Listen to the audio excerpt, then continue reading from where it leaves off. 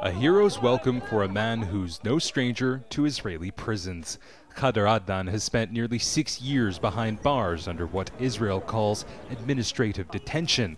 That's a legal loophole allowing Israeli forces to arrest and detain Palestinians without charge or trial, sometimes for several years.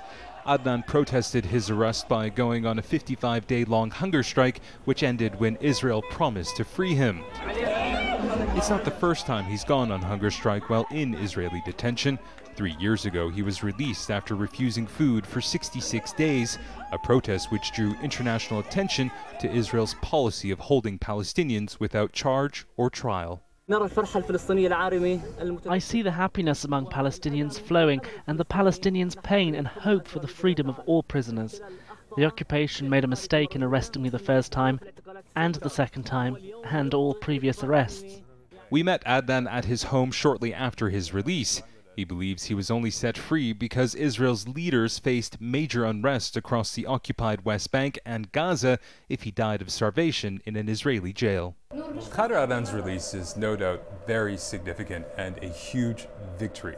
But the fact of the matter is that more than 400 Palestinians still remain in administrative detention, and Israel's policy is very unlikely to change.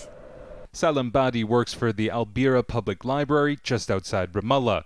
He's been arrested 9 times and has spent more than 12 years in Israeli jails, at least 8 of them in administrative detention. While in prison last year, he was one of 130 Palestinian prisoners who started a 63-day-long hunger strike.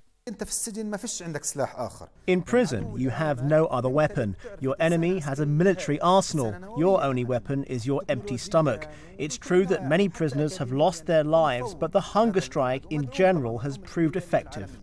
Israeli members of parliament are currently reviewing a law to legalize the force feeding of Palestinian prisoners who go on hunger strike.